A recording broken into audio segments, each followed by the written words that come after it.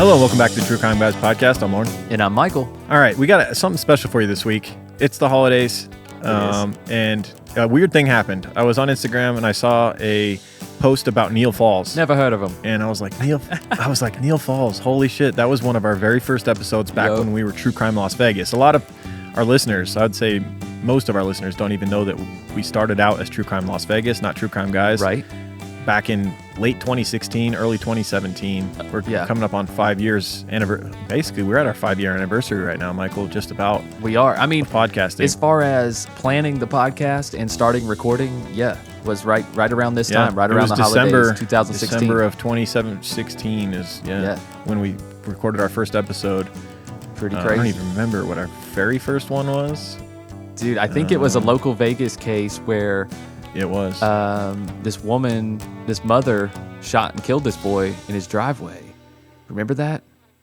No, her son did. Oh, her son shot and killed him. Okay. Anyways, it doesn't matter. We started out doing local Las Vegas cases. It's been a minute. Okay. Yeah. And so when I saw the post on Neal Falls, I was like, dang, I wish our audience could hear that. And I was under the assumption that it was like gone. We had it on SoundCloud at one point, and then it was gone. I think our account was like inactive for so long that it just like gone. And I don't have the original file. I don't know where it is. Yeah. But I started searching and I found it because, that's how I am. That's how I find a lot of stuff for our cases that we Dark do. web. I found it on castbox.fm. I found the episode. And Castbox? What the hell is that? And I listened to it. I assumed it was going to be not very good. And I assumed that it was rocky when we first started, which the first couple episodes. But I think this is the episode that we got things figured out. Yeah. This was episode 4, I think. Yeah. This was posted January 21st, 2017, coming up on 5 years ago. And actually, we had a third host at that time, a good friend of mine, Brandon, who I'm still really good friends with, still work with. Hell yeah. Shout out to hung Brandon. out with this past weekend. Great dude. Yeah. And he was a third member of our show, and he didn't talk a ton on the show, but he came in with some good facts here and there, and the show sounds a lot like our show now, and I was surprised that it was pretty decent. So I wanted to share it with you guys, a little blast from the past, and we dove into Neal Falls real hard, and just about everything in this episode is applicable still. Not much has changed. I mean, it's a crazy the dude case. Was killed by his final victim, and there's still a lot of speculation around Neal Falls. We can't even say for certain that he killed anyone, as we talked about in the episode, but he is an intriguing character, to say the least. Come to think of it, this flows very nicely from our Vigilantes case that we did for Patreon last week. Yes. Somebody who justice was taken into their own hands, and it even more in a good way, because it was the victim herself who was able to finally defeat this creep and his dude. Take the gun away from the perpetrator and use it against him. Seriously. Crazy case. Beautiful. Case. I'm glad you found it, man. I'm glad you found it. Yeah. Before we get into that episode, guys, first we want to play a little promo from a podcast that we love, good friends of ours over at Killer Queens Podcast. And if you've never heard of them, here's their voices. They sound a little something like this. Hey y'all, I'm Torella. And I'm Tori. And we are sisters and host of Killer Queens, a true crime podcast. Now, we could tell you about our show, but in the words of LeVar Burton, don't take our word for it. Here is an actual listener's description of the show. Okay, she says, think Cher Horowitz meets Dolly Parton, create a love child. Then that person meets Bill Curtis, our one and only, and 2 random girls are the product of that. That's Torella and Tori, sisters and host. Smart, weird, pretty, blonde, hilarious, southern, and just really okay with being themselves, even when it is weird. Oh, and it's weird. It's real weird. It made me realize they became their role models without even meaning to. Oh my gosh. We are so #blessed to be mentioned in the top true crime podcast list on Marie Claire, Cosmopolitan, and Women's Health magazine for 2021 as well. The Women's Health magazine review concludes with, each episode contains a healthy dose of comedy and 90s references. What more could you ask for? New episodes release every Monday beginning in 2022 and are available on your favorite podcast app right now. Be sure to search for and subscribe to Killer Queens, a true crime podcast on Apple Podcasts, Spotify, iHeartRadio, or wherever you listen. But no pressure. We're not your real mom, and we never will be. Bye. Bye.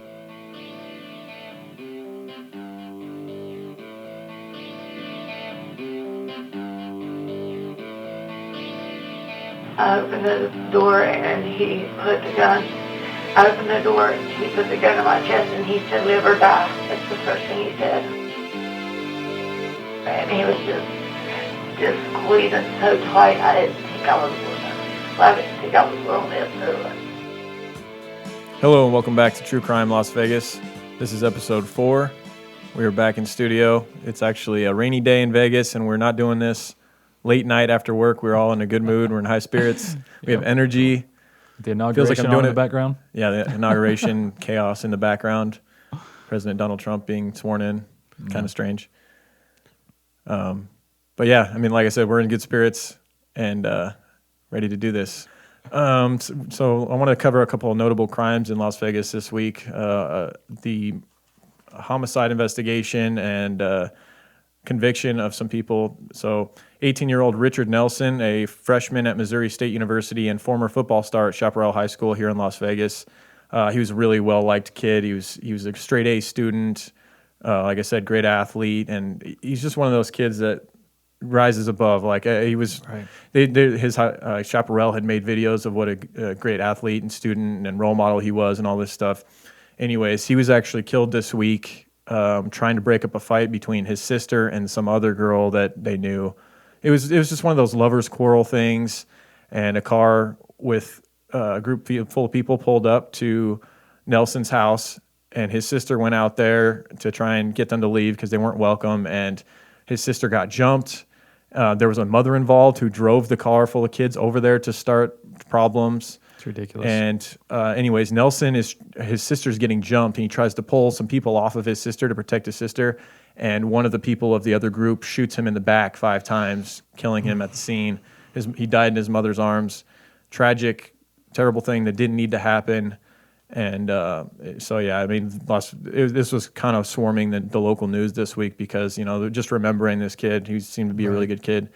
And already there's been the arrest of 17-year-old Richard Newsom. They're both named Richard. Richard Newsom was the shooter and I believe brother of the girl that Richard Nelson's sister had a beef with. And also brought up on charges is 37-year-old Tiana Thomas, which is the mother of Richard Newsom, the shooter, who drove him over there to get into this confrontation in front of the house of Richard Nelson. Right. And so they've been charged, I guess Richard Newsom has been charged with murder and his mother has been charged with accessory. So this is, it's also kind of a similar case to the Tammy Myers thing. It's like, why are you driving your kid over to, I don't know. The Tammy Myers thing was really complicated and there was more to it than this. This is just, you're going over there, you're starting, I don't know if anyone knew that this kid was going to pull out a gun and blast Richard Nelson over this. Maybe they thought it was just going to be a fight, but these things nowadays, no one just ever fights anymore. Can't we just, Friday, put up your dukes, you win some, you lose some, but you live to fight another day. Take your glasses off. Right? Yeah, you take your whooping or you put one out and then it's over. Put your weapons down, put your keys down. Right. Yeah, do a one-on-one and not mono. Yeah, that's the other thing is like one-on-one. Not bring a car full of people. Any of us in Richard Nelson's position would have done exactly what he did. Oh, absolutely. His sister's being jumped. There's multiple people kicking her. There's a boy kicking her. So like the girls got into it and then on the ground, I guess like the brother of the girl that was getting beat up starts kicking her in the face and all this stuff. So of course he comes out to defend, and I guess his either his mother or his sister, Richard Nelson, was trying to hold him back, but he just he had to protect his sister. Yeah. And unfortunately it went terribly in that. Right. Yeah. And did you had another one of this week, kind of interesting? Yeah, 2 brothers got into a little scuffle over the Green Bay and Dallas game. Great game of the year in my opinion. Awesome game. Very close, but if you're a Dallas fan, not so great. Right, especially if your brother's a Green Bay fan. Sorry. But they got into a scuffle. It escalated. Sorry, Jordan, Texas. Yeah, one brother ended up stabbing the other one to death. Yeah, crazy. This happened not too far from my parents' house, and it was just one of those things. The brother was in town. He wasn't even a local, and he got into it with his brother. I guess a family member broke it up, and then he went back after him again and ended up getting stabbed. And the police are early on in the investigation. Police are right now saying that it's possibly self-defense, and this is. So I don't know the details of how brutal it was. Right. It just depends on how far the other guy was taking it. Yeah. If the brother was really afraid for his life enough to stab his own brother, I don't know. I'm sure alcohol was involved. Of course. I've been there when the 49ers lost in the NFC Championship game. I've been hammered on a bunch of IPAs and smashing stuff around the house, but so many holes in my not wall. enough to smash. I don't have a brother, but I don't think I would have stabbed him. No, Well, no, maybe I don't think- once. Yeah, But, if he was a Giants fan good when we lost time. to the team, yeah. Not an arterial stab, but Yeah. And so with these two, that brings up the total in 2017 homicides in Las Vegas to 10.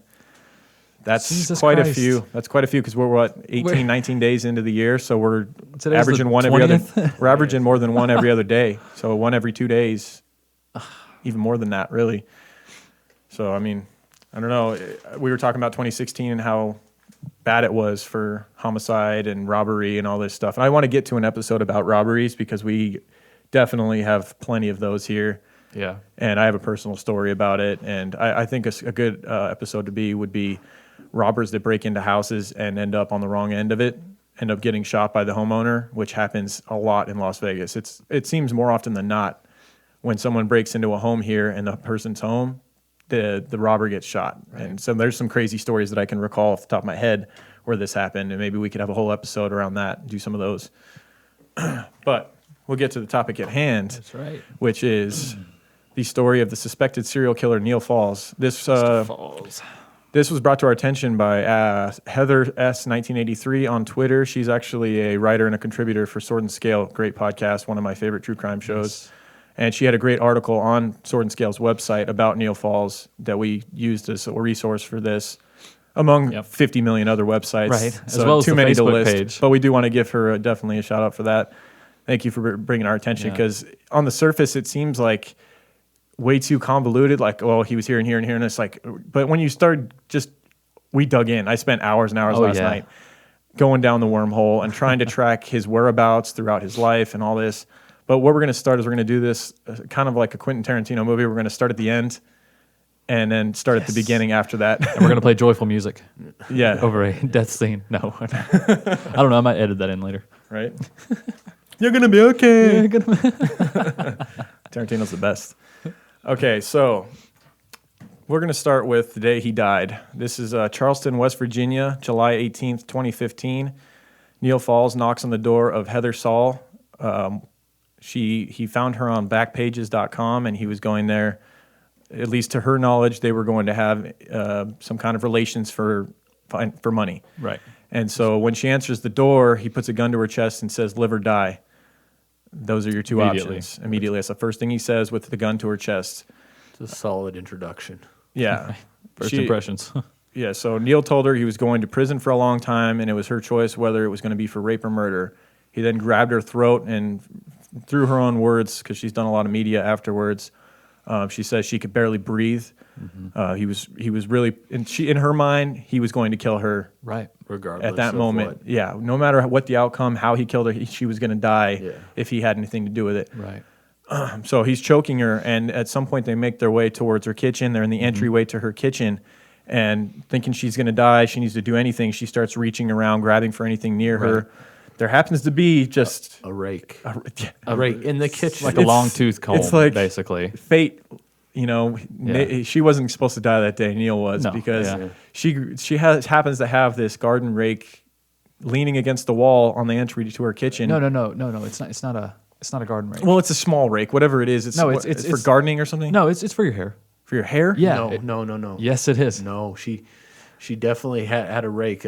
I saw a video of her holding up the rake, and it showed teeth on the rake. That you'd have to have one hell of a head of hair, Michael. and she. Okay. Yeah. Hey guys, write in on Twitter about this. Yeah, I'm pretty sure it was like it wasn't your full size like raking leaves, but it was like, I want to say it's some kind of a garden rake or something like that. All right, we'll go with that. Anyways, that's more interesting. Why would he be afraid of a comb, dude? Like you guys comb. don't know like what kind of. My mom did hit me in the head when I would like bitch about her combing my hair. Sometimes it stung a little bit, but I'm not so afraid I'm going to put my gun down over it. Which leads us to some what of them happened. have metal spikes though, and if she was going for the eyes, which I'm sure she was, he was like, "What the hell?" Well, either way, whatever it was, he was threatened enough that he sets his gun on her kitchen table to try and get to pry the rake / comb out of her hands. Yeah, and that was the biggest mistake he'd ever made in his life, because she's able to then grab the gun, reach behind her, shooting him in. Some say the neck, some say the face, but either way, it killed him immediately. Yeah, and there he lay dead on her floor, and and so we have even some quotes from her. Well, no, before that, he said, "I'm going to call the orders, and you're going to be quiet." So that's before the struggle made its way into the kitchen where it ended. There's interviews she's done since, and there's even the interrogation and all this stuff, and she's clearly she rightfully killed him because it's clear he was going to kill her. Right. And when the police arrived, they found in his Subaru Forester what they called a kill kit. You want to give us the breakdown of what was in it, Michael? Do you have that in front of you? Yeah, I do. He had knives, axes, plastic wrap, 4 sets of handcuffs, which the police later said that was a common thing for murderers who disassemble their victims, because you got one for each limb. See what I mean? So you would almost spread them out into like a star pattern. See, I saw 2 sets, but that would do the same thing, right? No, you'd 4. want one for each. Yeah, one for each arm, one for each leg. Yeah, 2 ankles, 2 wrists. Oh, that's creepy. Yeah, a Rubbermaid container that was large enough for a woman to fit in easy. Yeah, and that was in his back seat, and then the hatch of the Forester was where all the axes and all that stuff. And was. He had bleach. He had a shovel. sledgehammer, 2 axes, a throwing axe. He pretty much had the serial killer starter kit. Yeah, a bottle of bleach or finisher kit. The start and finisher kit. Yeah, I guess he wouldn't call it a starter kit. He had the collector's edition, actually, I think. Yeah, no, the starter kit would be a little simpler, I think. He had the deluxe version for sure. Yeah. The deluxe kill Starting kit would just be like a sniper rifle. Yeah. Sniper rifle and a shovel. With the serial number filed off. Was there a shovel? I didn't see. He did have a shovel. Okay. There was a machete. There was... Machete. The weirdest one I thought was there was 100 bags of sub sandwiches. There was Subway bags. Just the sandwiches weren't in there. Right? Yeah, the sandwiches weren't in there. There was just they found the rotting corpses of 500 Subway sandwiches. Want them to starve back there. Right. Decaying in the back of his Subaru Forester were 500 sandwiches from Subway. Like old tomatoes and lettuce. The stench reeked for miles. Yeah, he had, I don't know why, but he did have an abnormal amount of Subway sandwich bags, just a clear Subway. And we were speculating before the show what this could have been for. He was saying maybe it was Michael said something silly. He's like, what if it was to put it over their heads? And I was like, what are they, Marge Simpson heads? What are you talking about? They don't have heads shaped like a hot dog, bro.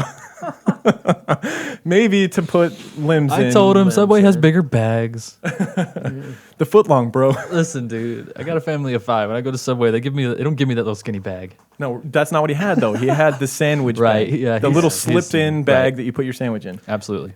But that could be for hands. But we speculated, the more you get to learn about Neal, he's a very strange guy. He's mysterious. And a lot of these weird guys, they're very systematic. I have a feeling he was the kind of guy that went to Subway 3 times a day. That's all he ate. Probably went to the same one. You know what I mean? Isn't it weird those Subway addicts turn out to be creepy? And he Jared. He traveled the country nonstop, which is something we learned. We're going to get through that. But Subways are everywhere. They're in every city. So maybe he just wanted something consistent to eat that every city has. Possibly. Or maybe he had intentions for these bags. I don't know. They're definitely I would still go with a strange thing. The limbs in the bag. Or you have to get a statement from Subway. You need to. Jared? Definitely. Crickets. Crickets. In Neal's pocket, the police also found a yellow Post-it note with the names and numbers of at least 6 other women that he had intended to meet with. 5 of them were ages, too. That was kind of weird. Ages, numbers, locations, addresses. 5 of them were in West Virginia where he was killed, and one of them was as far away as San Diego. So, I mean, as we'll get to, there's a lot of speculation. Maybe he was involved in a lot of cases across the country. He would meet girls on back pages, and he would just drive to them. That is the one thing. It seemed as if they had multiple things in common, but the back pages thing is the common denominator. Yeah. And so shortly after his death, police and media began to investigate and wonder whether Neal had been the answer to several missing persons cases across the country. You know, you start to connect dots. And did you want to break down all the different stops that he had been involved in throughout the country? Yes. So police in so many different states had stopped him, and he got away with no charges. Right. This was for the past 15 years.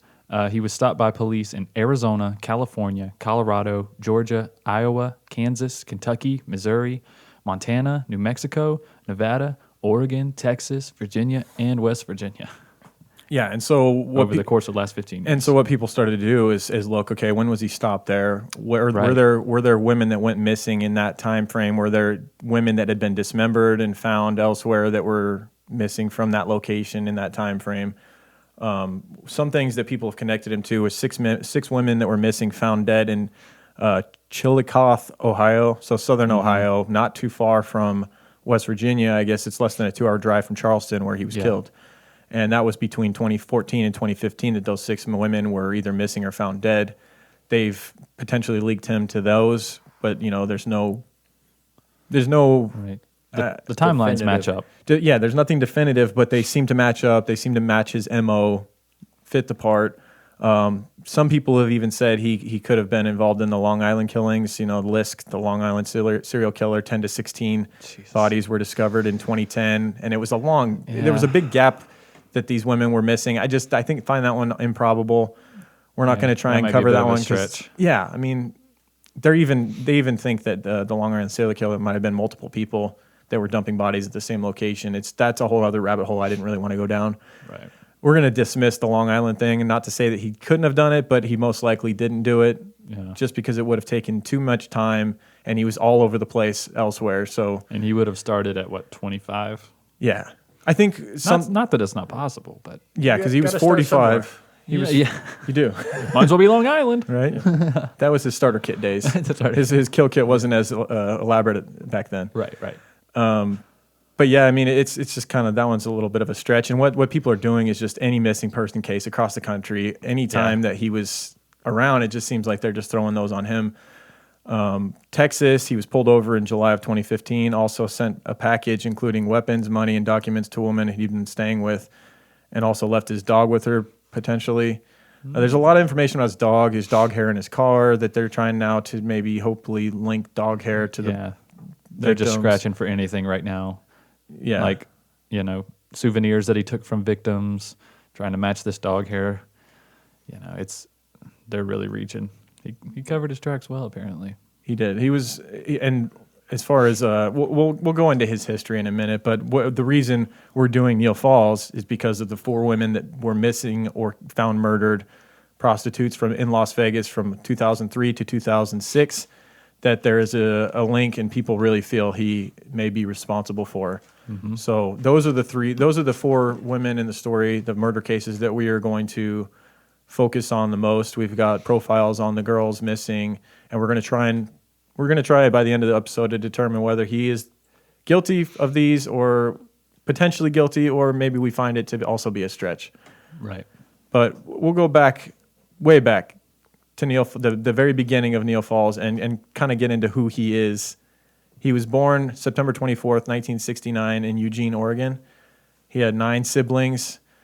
Apparently he had an abusive father, which checking boxes there. A lot of it seems like neglected. There are some serial killers that had a great childhood, but it's rare. Usually it was fucked up, He reportedly lived around Oregon until 1992 and relocated to Greensburg, Kansas with his father. Lived there until 1996. His father died in 95, and he shortly left afterwards. He then moved back to Oregon and ended up taking courses, obtained certifications, and had his fingerprints documented by the FBI, all for security purposes. He was going to go into the security field. He always had a fascination with guns, with security, with the military, police, all that kind of stuff. So he started taking courses and all that. And in 2000, he moved to Henderson, Nevada, just outside of Las Vegas. It's basically Las Vegas. It's the southeast part of town. It's one of those things like if you're in Vegas, you don't realize you crossed the line. You start driving south, you're in Henderson. There's no clear line. It's basically Las Vegas. Yeah. Same thing as North Las Vegas. Technically, North Las Vegas is a different city, but it's Las Vegas. It's all lumped together. It's all one big metropolitan area. And so he was living in Henderson from 2000 to 2008, and he was living with a woman. He was actually sharing or renting a room from a woman that lived in Henderson, and he lived there for 8 years with her. And she's actually come out and done interviews, said that he was a quiet guy, kept to himself. He would go to work, come home. he did try to show her his gun collection. That was kind of that's the common theme you see through this whole thing. He shared the gun collection with everybody. He's an annoying guy, like, like we all know that person. Like, look at my guns. Look at my guns, man. Look at my guns, man. He probably did talk like that because remember he didn't have teeth. I heard he had a lisp. That was the guy. There was a guy. Okay, so this is another thing we can bring up real quick. In Charleston, the day he was killed, on the way to Heather's house, he stopped at a convenience store.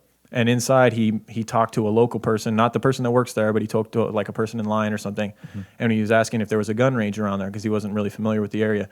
And the guy that was in there said, that he told him where there was a gun range. And he said, you can shoot like 300 yards there. It's cool, whatever. He's like, I don't need to shoot that far. But one of the things the guy said was that he had a very strange, like feminine voice with a lisp. And he also said that when he watched him drive away because he thought the whole conversation was just strange. Right. And he's later on he ended up calling the cops after he saw the whole news story break of Heather and him dying and everything. And he told the cops that he didn't see a dog in the car because there was a lot of links to dogs and dog hair and all this stuff. Anyways, so he did have a weird voice apparently. Yeah, a lot of his coworkers said that they contributed a lot of that though because he didn't have any teeth. He had all his teeth pulled. That's right. And he just terrible hygiene apparently. Yeah, and he just wore his top ones. He didn't wear the bottom denture. He just wore the top ones. That was boy. So I mean, how would you talk if you just had? How could a guy teeth? like this have to pay for sex? I don't understand. Yeah. I mean, you'd think the ladies would just be flocking to him, right? Talking about his guns with his top teeth. Hey, ladies, let me show me my guns. You see my guns? I love making fun of creeps. Right. It's a good time. Okay, so where were we? Anyway, so he moved to Henderson. The woman that he lived with, she didn't want to give her name. She just called herself Jane in the interview. Yeah. She said that he would eat Thanksgiving dinner with them. He watched. Family. This is kind of creepy. He watched her daughter go through high school. Literally. Yeah. Watched her through the window every night. Yeah. Standing outside her classroom. Yeah. So, at her. And I thought about it. I was like, damn, that's got to be strange for Jane, quote unquote, Jane, to realize this guy was a potential serial killer. Exactly. And he was living with my daughter under the same roof for many years, for 8 years. He watched her grow up. Well, I don't know if he wasn't her cup of tea or she wasn't his cup of tea. Well, she probably wasn't a strawberry blonde. And I think we decided that the guy was strawberry curly blonde haired girl. Yeah. Maybe she wasn't, but also I think he's maybe not a smart guy, but he's at least savvy enough to not shit where he eats. He's not going to give the police a direct link Obviously, if he's scattering bodies across the U.S. Yes. He's supposedly. Yeah. We'll get there. Yeah. So, he's living in Henderson, and he was working at the Hoover Dam on the Arizona side. They put him kind of out of the public's way. Mainly, he was just working a checkpoint, and nobody there trusted him. Nobody there liked him. He had terrible hygiene. He just didn't have a good posture, demeanor, anything about him. So they kind of just threw him to the side, and he consistently creeped out his coworkers. Yeah. Many of them have come out afterwards and talked about all these different stories. There's Facebook screen caps you can look up. Oh my gosh. Did you want to get into any of those? Get lost go ahead and break down what his coworkers thought of him and what I'll they give you a said little about bit of conversation from this guy. His name is Daryl Kelly. It was one of his coworkers. He came out and did an interview since. Yeah, he came out and did an interview. So I thought it was pretty interesting. Here's one of his conversations with him. This is from Kelly's point of view. He said, "You'd be like, Neal, what'd you do this weekend?" And he'd go, "Picked up a hooker and drove up and down the highway." And Kelly said, and the weird thing is, he's like, he'd always have 10 grand in cash in his car in a paper sack. And you'd ask him, "What's that for?" And he'd say, "It's in case I got to go somewhere. In case I got a bolt."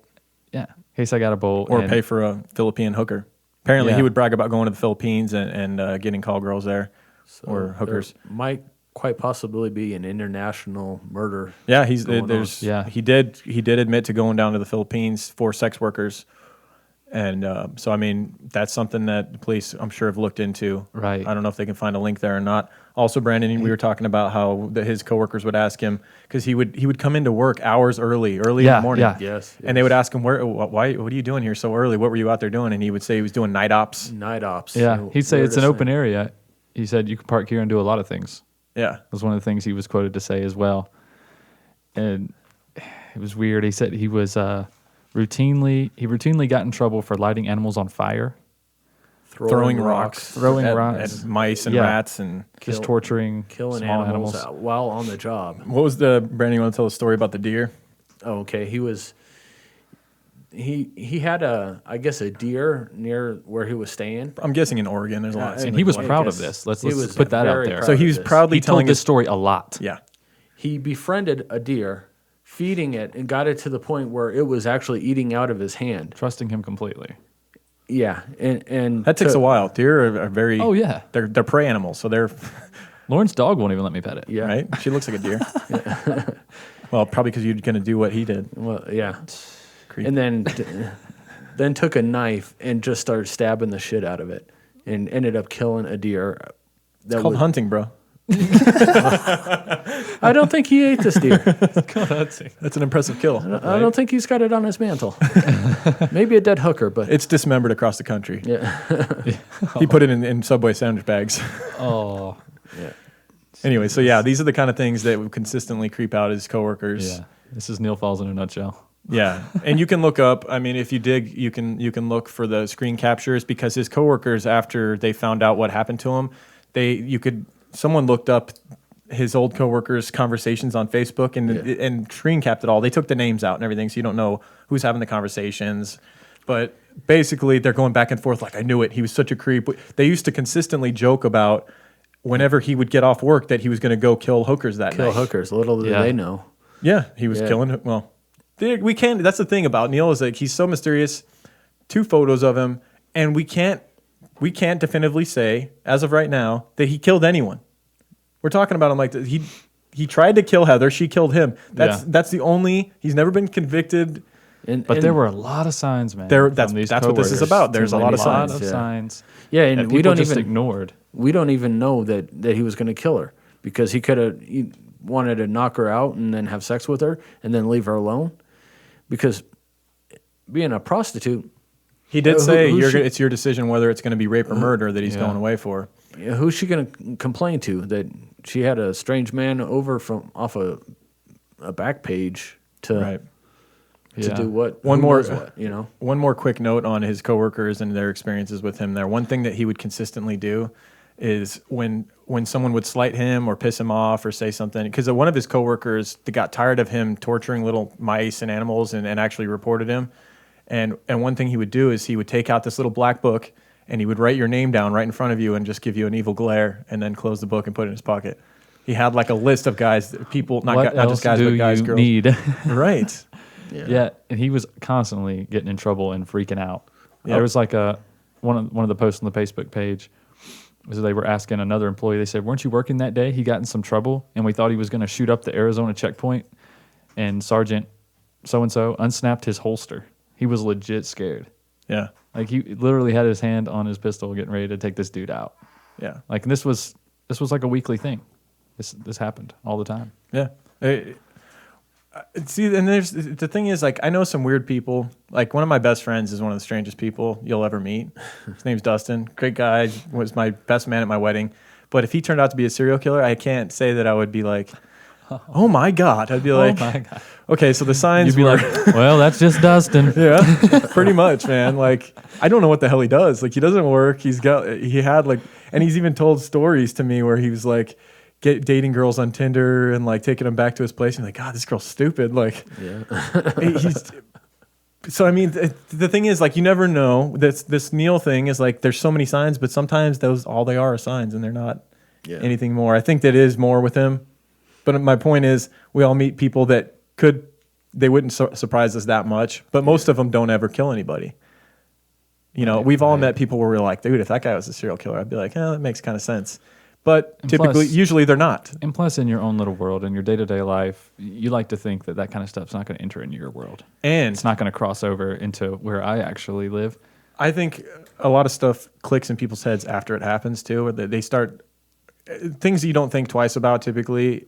Like if I were to kill someone and you as much as you've known me, you guys would start going, oh yeah, remember that time he said that? And that would all of a sudden seem so much more meaningful. That's true. You know, maybe hindsight's 20/20. Yeah, I'm joking at the time, maybe I'm not. You know, maybe I'm not. You know what? This may be our last episode. You've got a whole podcast that would if you went back and listened and you're like, oh, that's what he said. Exactly. Some days can be a real struggle. The good news is I'm having a lot less of those since I found True Niagen. I actually love it. True Niagen helps fuel the cell's energy engines, maintains cellular metabolism, and even supports heart health in combination with a healthy lifestyle. With 13 published human clinical studies and backed by Nobel Prize winners, True Niagen is a supplement that's clinically proven to boost NAD levels, an essential coenzyme required for cellular energy and repair. Since taking True Niagen, I have more resiliency, and it helps my muscles recover. I just have more zest for life. Add more vitality to your life today with True Niagen. Right now, new customers can save 10% on their first purchase by going to trueniagen.com/creeper and use code CREEPER. That's TRUNIAGEN.com/creeper, code CREEPER, to save 10% on your first purchase. trueniagen.com/creeper, code, you guessed it, CREEPER. These statements have not been evaluated by the Food and Drug Administration. This product is not intended to diagnose, treat, cure, or prevent any disease. Anyway, so yeah, he ends up, okay, so he's working Hoover Dam, and he ends up actually getting fired for sexual harassment, believe it or not. What? I know his That work doesn't sound like him at all. I know everyone at work loved him, and it came to a surprise to everyone. Yeah. But he ended up being too creepy with women. That was another thing that he was just all the women that he worked with said the same thing, that he just creeped them out. Another sign, another big glaring sign right in your face. Yeah. And so this leads us. We're not going to go too far beyond. We've covered where he died, how he died. We've covered his upbringing, how he made it to Las Vegas, and now why we're here is to cover the deaths of the women that either died or came up missing while the time that he was in Henderson, which was 2000 to 2008. During that time, there was 3 murdered prostitutes and 1 found missing. Or not found missing. You can't be found missing. Found missing. 1 found to be missing. There you go. Yeah, there we go. From 2003 to 2006. They fall right in that time frame. They seem to have a trend to them. The police started picking up on the fact that these prostitutes were found dismembered. They were found, some of them in different states. There was similarities to the way they looked, to their ages, their lifestyles. And so the names of the 4 girls from 2003 to 2006 in Las Vegas: Jody Brewer, Lindsay Harris, Misty Sains, and Jessica Foster was the one that was never found. And so we'll just start with the earliest one that came up missing, which was Jody Brewer. Right. Jody Brewer was born November 26, 1983 in Seattle, Washington. She moved to Las Vegas with her parents when she was 2. Her parents worked in the casino industry, and at 18 years old, after 1 semester in beauty college, she always was into beauty shows and all that stuff, and she wanted to go to college for that. She ended up dropping out, lost her grant, and fell into prostitution at 18. Her mother didn't want Jody on the streets, so she actually got an apartment with her, and literally like a week after they got the apartment together, she got dropped off at the Harbor Island Club Apartments, and that was the last time anyone had seen her alive. Yeah. One witness claimed that she had gotten into a white car with California plates, and 15 days later, on August 29th, a torso determined to be Jody's, basically because of tattoos. She had a hummingbird under her left breast. And She also had a lower back tattoo. was it like a name or a number or something? I think it was an M. Yeah. Okay. So she had distinctive tattoos that they were able to, and they confirmed. I believe they confirmed it with DNA too as well. Yeah. And that was off a California highway, like I-15 25 miles from the border. It was the I-15 between Las Nevada Vegas and it was in San Bernardino Valley Yeah. in California, just off the I-15. Which, if in Vegas, if you're heading to California, you take the I-15 south. Yeah. The thing that throws me off is the whole witness seeing her get into a California car, a car with California plates, and then it turns out that she was just part of her body was discovered in California. That kind of points me away from Neal a little bit, but we were talking about it before the show, and it's like she's a working girl. They're getting into all kinds of different cars at different times. She could have easily gotten in the car with the California plates, went and did their business, gotten dropped back off, and the person that witnessed it didn't see her get dropped back off, and then she got with someone else, or maybe she went in the car to meet someone else. We don't know. Neal She definitely, perhaps. yeah. In Vegas, you can't go anywhere without seeing California plates. They're everywhere. So we got lots of Californians too. Especially the area, we know a few areas in Vegas where prostitutes tend to work. One of them being I-15 in Tropicana. Right across the street is basically a truck stop for big rig truckers, long haul truckers, where they eat and they park there. They weigh their trucks and park and everything like that. It was just a big reason why hookers hang out there, because you got the I-15, which connects you to California. So people come into town. It's right off the strip, and then you got a truck yard right there, which we all know the whole lot lizard thing. It's an easy way for girls to work because these truckers come in, been on the road all, they're away from their families, and they just want a quick something. And so a lot of speculation with these Vegas girls was that it was a serial killer that was a long haul trucker, because as you'll start to see with these girls, some of them are found. One's found in California. One is found up in Illinois, and so it makes sense, Yep, it does, but I don't think a trucker would be taking them with him. Yeah, I mean, through all the stops, the way stations. It seems too convenient, right? It seems too on the nose. He wouldn't have taken no. Right. Anyways, so Jody, after the news of Neal Falls' death in 2015, Pamela Brewer, Jody's mom, actually proclaimed that her case had been solved. She was very happy that her daughter's killer had been found, and she was convinced that Neal Falls was the killer of her daughter. So she kind of had some closure with that, even though there was no bulletproof evidence linking the two of them, other than the fact that it seemed to fit his MO. Yeah. Dismembered, well, not even his MO, but whoever was killing them's MO, and the fact that he was living in the area and he had this supreme kill kit. I think everyone makes. And do you know if the timeline matched up from his police stop in California? Did it? When did he get stopped in California? I'm not sure. We'll have to check on that. But anyways, go ahead. Yeah, but I mean, I'll see what I can find. It's not that far, so it's right. For you to drive to San Bernardino, it's a couple hours, right? Yeah. So I mean, you jump on I-15 south. He already lived in Henderson. That's the far south part of town. So you just jump on I-15 and you could be out there in a few hours and back to town. You went on one of your night ops. You're telling the people at the Hoover Dam, I just went on a night op. Yeah. And only the torso was ever found, I believe, of Jody Brewer. They don't know where the rest of the body was. And the fact is he kept a sleeping bag, and he slept in his car a lot. Everything he needed just to, if he wanted to stay the night somewhere, he'd pull over in the desert and take a nap. Yep. Yeah.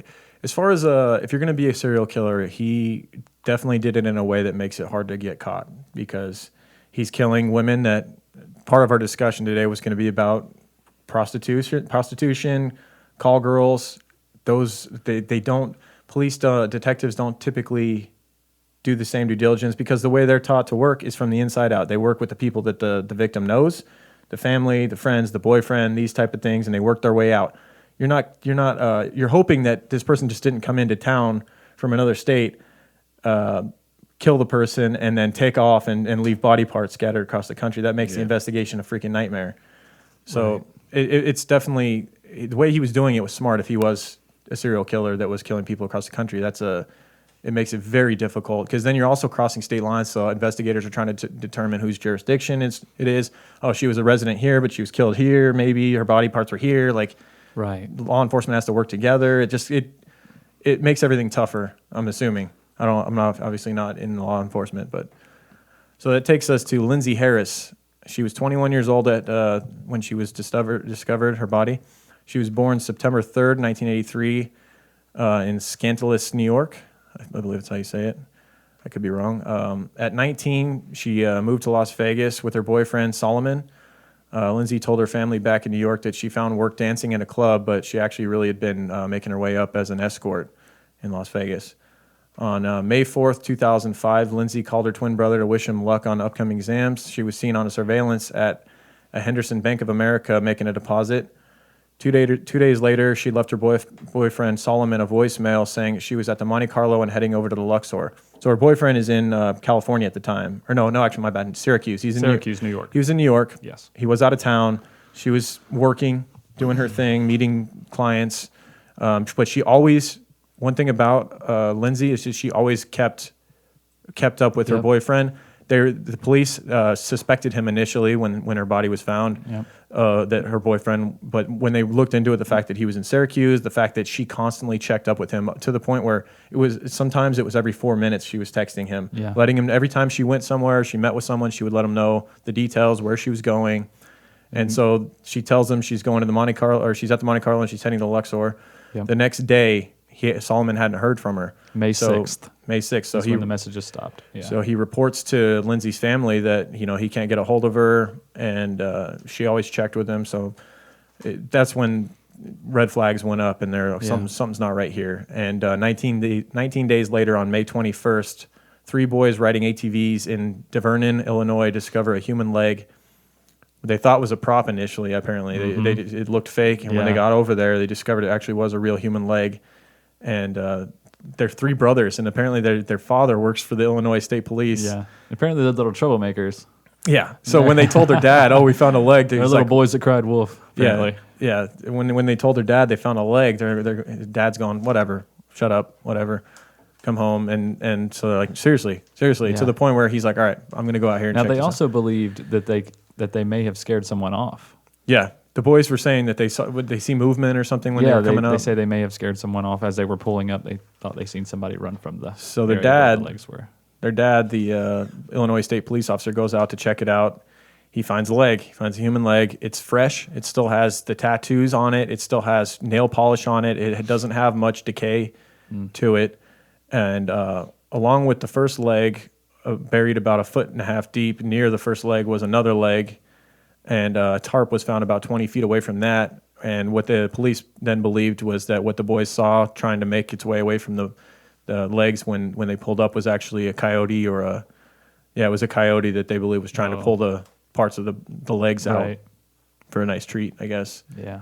So, I mean, they lucked out in finding that before the coyote was able to pick it apart, because they were then able to link with the tattoos to Lindsay, which good luck. If they hadn't have gotten those legs at that moment, if those boys didn't come across that leg at that moment and those coyotes picked it apart, that'd have been it. They would have never known those were Lindsay's legs. They would have no reason to believe it was Lindsay's legs, because this was 3,000 miles away from Las Vegas. Right. 3,000 miles. So it was definitely a stroke of good luck for her family that they then were able to get that closure that you're not going to find her. Her legs were found 3,000 miles away. You know, it's funny though that these body parts were left just open. You know, none of them were buried or hidden. Right. I mean, they were kind of in remote places, but why not take a few extra minutes to bury it? Right. You know, but is this 1.5 feet, man? You bury shit deeper than that. Most serial killers want to be caught. Mm-hmm. They want their works to be out there for display. You know, it's part of the rush. So they can have podcasts talk about them and that, and maybe damn it, we're feeding the monster. This is over. Maybe the fact that he just didn't want to get caught. He wanted to just dump it and go. But he did take the time to bury it 1.5 feet. Yeah, which is weak, you know. Yeah. And he has this prolific killer kit. He needs to add a backhoe to it. A backhoe. Just carry it around. Just pull the backhoe trailer of the Subaru. Yeah. Guy always pulled a backhoe around with him. I don't know. It's kind of strange. I thought it was weird. It had blood on the shovel. They get terrible gas mileage in that Forester pulling that thing. Did you have a timeline on when he was in Illinois, stopped by the police, if it matched up at all with the timeline of Lindsay Harris's discovery? It says all the states match up where the things happen, but there's no real timeline of the police reports that I can find. Okay. Well, he had been stopped in Illinois, correct? Oh, yeah. So he at least somewhat knew the area. He'd been up there. He'd been stopped by the police. And so it is totally reasonable to think that other women around Illinois potentially could be victims. But we're here to talk about the girls that were murdered or missing in Las Vegas. My thought was kind of odd, but it's possibly he had a dead body on him when he got stopped over. You know, you know what I'm saying? It would be. Oh yeah. Who was it? Was it Dahmer that got stopped? Oh yeah. Dahmer got stopped with the kid that he was killing or in the process of torturing. Exactly. And the police, because they were so uncomfortable with the homosexuality of it, they ended up bringing him back to the apartment, and he invited them in to look around, which he had bodies all over the apartment, and they decided not to go in because they were so uncomfortable with the whole thing. And he ended up killing the kid. Yeah, it was sometimes the more you listen to these true crime shows, you hear a lot of police not doing their due diligence, and it ends up costing lives. And it's unfortunate. You know, we'd all like to say we would do the right thing, but police, they've got to make judgment calls in a second. Yeah. I'm sure they've done the same thing before and it's worked out fine, but sometimes you have to go a little bit beyond. Yeah. Well, I mean, you can take that to your own job, regardless of what your job is. Yeah. I mean, at some point in time in your job, you have to make a judgment call. You could have done a little bit more than you did sometimes. Well, yeah, and you have to make a judgment call. You have to. You're like, sometimes it turns out no one knows about it, and sometimes it blows up in your face. Absolutely. Just when you're a police officer, it's a little more detrimental. It is, because it's not just, that didn't work out for the company. It's, lives were lost here. Exactly. And as far as Lindsay Harris, just closing that one out, her family is not fully convinced that Neal did it. They've come to terms with the fact that they may never know what happened to her. So it's kind of interesting to hear. I made a point to look into what the families thought about it. You know, obviously with the first girl, with Jody Brewer, her mom is convinced that the killer was Neal, and she's going to go out with that. She's now has full closure in her mind. That's great. You know, I guess it's good for you, but at the same time, Lindsay's parents aren't. I think that's the right way to go. You can't be completely convinced until you have. That's what's so aggravating about this story. It is, because now, I mean, the dude's dead. Good. Right. I'm glad he's dead, but at the same time, now we're working backwards trying to find his victims, and it's just. At the same time, you don't have any answers to a lot of this stuff, and the investigation for all this, to make it clear, is still ongoing. You know, this is not a closed case. I'm sure the police are still looking into everything, and the whole true crime community has started discussion boards, and they're trying to piece this together to help the police as well. You know, that's what this is about a lot of times. So Misty Sains, another victim around the 2003 to 2006, she was her partial remains were found wrapped in a plastic and cloth off the road near Red Rock. So I heard Red Rock Canyon. I heard Blue Diamond. Blue Diamond, yeah. Blue Diamond back in 2003. This was in 2003, March of 2003. In 2003, Blue Diamond, it wasn't like it is now, 14 years later, where it's all built up. It's now Mountain's Edge out there. Mm-hmm. And it's a whole community out there now. It was a lot more desolate back then. I remember I used to go out there and ride ATVs and stuff, and it was just a highway that would take you to Pahrump. There's still a lot of space out there, though. There is still, but back then there was a lot more. Man. And so you can see that somebody could dump a body, and it would take somebody a little bit of time. Then now it would get discovered right away, because there's so much traffic, there's so much growth that's happened off of Blue Diamond. A lot of people out there hiking, exploring. I think you live not too far from that area out there. Oh yeah, we go out there. We actually went out there last weekend. Yeah, just find any bodies? Hiking. No, unfortunately not. Unfortunately, she was 26 years old, and she was a known prostitute in Las Vegas. I couldn't find a whole lot of information, unfortunately, on obviously Misty. Not that known. Right. No, I'm just kidding. I couldn't find a lot of information. A lot of times up and coming. You have to have a diligent family that isn't given. I don't know. I'm not pointing any fingers at Misty's family, but a lot of the information we get about the women seems to be from their families afterwards, and it's just you haven't heard. I looked and I couldn't find much on Misty. I don't know if you understand. A lot of these women probably separate themselves from their family when they choose this profession. I mean, it's not something they're going to brag about. It's not something they're going to write on the Christmas card. You know what I mean? Right. And so I mean, the first three that we looked at, they have some definite things in common. They're all blonde prostitutes living in the Las Vegas area. They're all in their 20s. Yep. You said strawberry blonde. Yeah. Something that's very creepy. All three of the first girls that we mentioned, their middle name is Marie. Yeah. Is that not? It's a super popular middle name, though. It is. My cousin, her middle name is Marie, but it's my younger sister. It is just it is just strange. Yeah. Just quit using that name, people. Yeah, stop it. And so now we move to the fourth, and Jessica Foster was the one that was never found. She's a missing person still to this day. She was born May 27th, 1984 in Calgary, Canada. She grew up in Kamloops, British Columbia, where she was an honor roll student, attended Bible school or a Bible camp in the summer. And at 20 years old, she began traveling with a friend. She visited New Jersey, New York, and headed to Las Vegas. And in May 2005, she decided to stay there in Las Vegas. And this was around her 21st birthday, like 2 weeks before her 21st birthday. She officially decided to start living here. She became involved in prostitution and was arrested for solicitation and was the victim of battery on several occasions. And so her family is almost what I was talking about. They're still very diligent. I was reading a lot of stuff. It seems still hoping she's alive. Yeah, it seems as though Jessica's family didn't want to believe that she was in prostitution. They tend to believe that she was either forced into it. Right. There's a lot of human trafficking discussions involved with her. But she disappears in 2006 and has not been seen or heard from since. An interesting thing is her grandmother says that around the time she came up missing, she got a call one night and heard muffled screams. Yeah. This is creepy. Yeah, her grandmother gets a call and hears muffled screams like someone was covering a mouth, and on the phone it sounded like her granddaughter, and she sounded panic. And so it's one of those things. That one's still open, missing persons case. Yeah. It's around the time of Neal Falls' residency in here, right smack dab in the middle of it, 06. Right. He was there till 08. And the timelines are just too close, man. On they are, and the dismemberment. The first three, I Yeah, think the it's hard to deny dismemberment. that those three are connected, whether it's Neal or not. You're finding body parts scattered, wrapped in plastic, a lot of times in a tarp. Right. What do you guys? What's your? Was it Neal in your?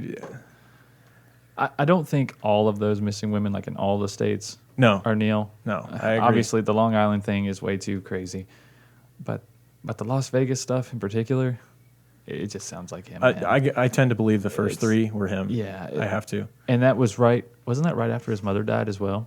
Yeah, so his mother dies, and apparently it affected him greatly. Yeah. He said it was the only person who cared about him. Yeah.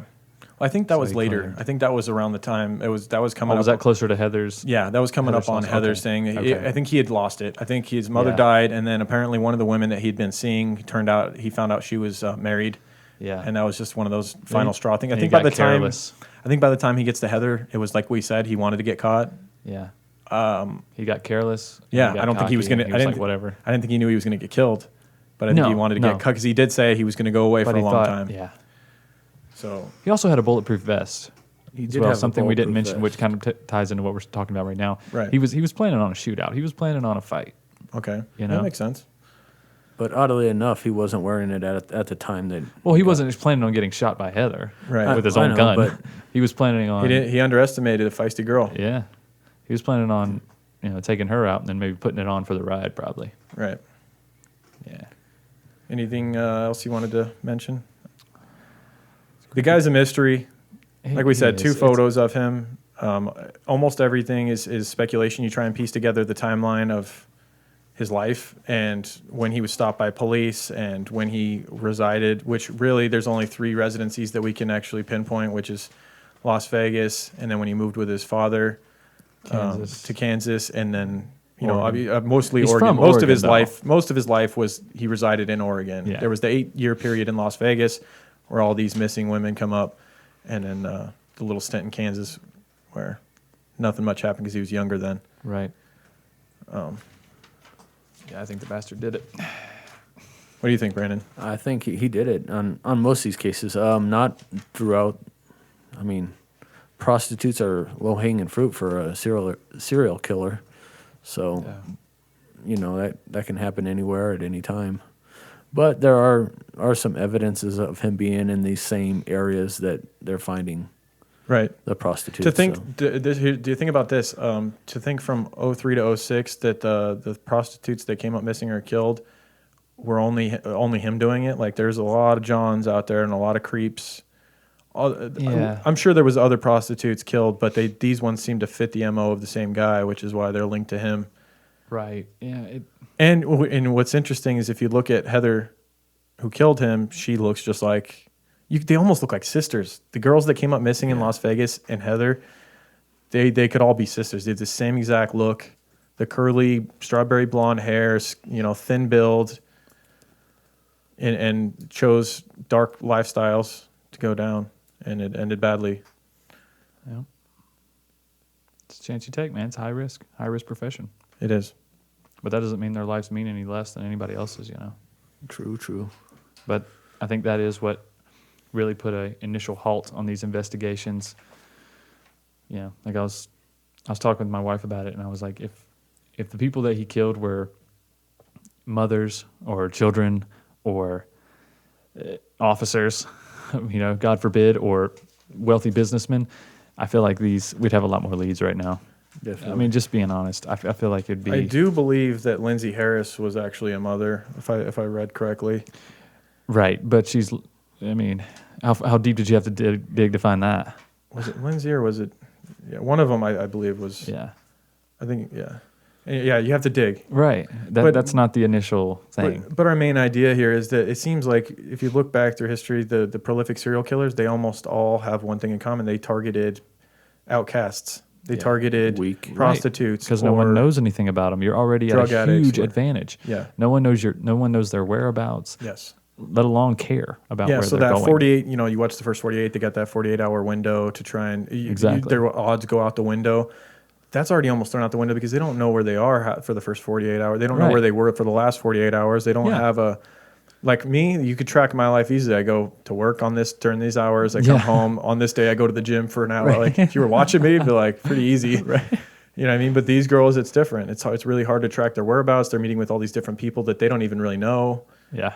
And yeah, so you can see it from the cops' perspective, but at the same time, it's unfortunate. Yeah, it is.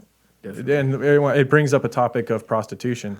Should it be legal? Should there be more of a process where you can actually Man, say at this point, it should be legal. I mean, obviously there should be an age. It's not There should be an going age away. limit. It's not going away. No, it's been around. here It's the for first centuries. It's the first profession ever. Right. I mean, it's not going away. And if you make it legal, and if you make it more of a process, these people will have to be documented, and you know what I mean, for these to engage in these interactions. Absolutely. Because there'll be a lot more paperwork. There'll be a lot more going on. So they'll be so much easier to track these people who are engaged in these meetings. As of now, it's all black market, under the table. I mean, I feel like it's the same way with illegal drugs, but you know, we're not going down that rabbit hole. Right. I mean, I think if you're a consenting adult, you should be able to do what you want. Speaking of documentation, there was also a lot of discussion boards I was reading where they were trying to piece together his aliases online. Apparently, he had I had them written down. Where are they? He had some aliases that he was going by online, potentially because they were able to link the phone numbers that he was using to contact the girls through black pages or back pages. They were able to connect one of those numbers to a number he was using through an online alias, and they were even able to pull up some like conversations he had with local Las Vegas news on comment boards with under his actual name. And so he definitely seemed like he even covered his tracks online, like he made it hard to, as far as back pages, he wouldn't use his, I guess you would be kind of dumb to use your own name if you're meeting a girl to kill him, but people were kind of able to track and find out his alias names. I want to say one of them was like BJ Ross, and then another, it was Ross. There was a common last name that he was using, and it was Ross.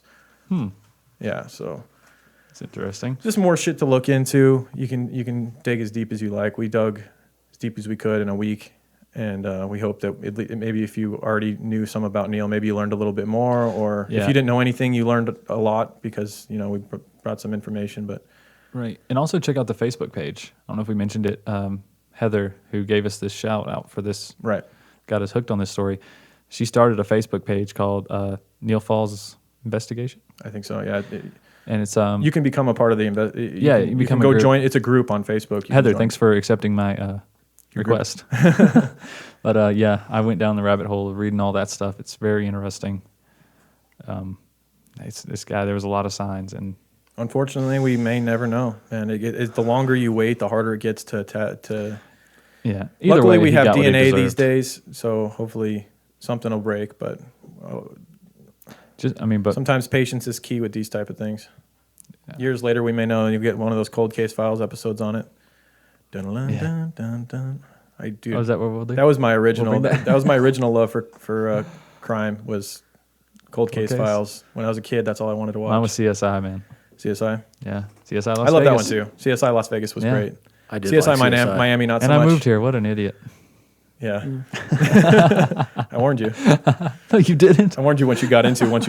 Once you got here, once you're already here. Well, I guess that'll about wrap it up for this episode then. Yeah, I think so. that's I want to man. thank everyone for listening and refer to the stuff I said at the beginning. You can email us at truecrimelasvegas@gmail.com. Please do. Rate and review on iTunes, Stitcher. You can rate on there. Definitely getting a larger response than we expected for only being a few episodes Yes, in. We thank want you to guys thank so everyone much. anyone that listens, even if you don't reach out. Thank you. Share it with a friend. And I guess that's it. We'll see you next week, Brandon. Have a good day. See you guys.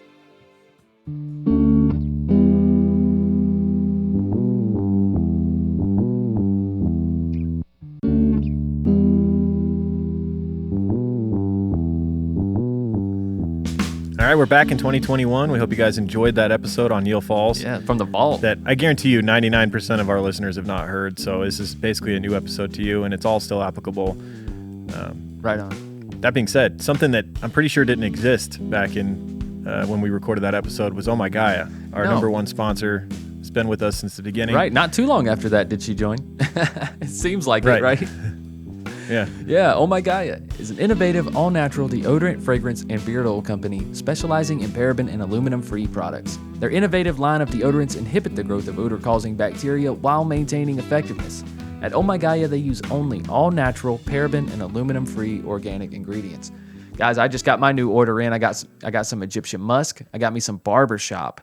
And I had to get Fireside. I just love Fireside, especially in the winter. The fall and the winter, it's like I want to switch to that Fireside scent. It's like beside a campfire, beside somebody who smells good at a campfire.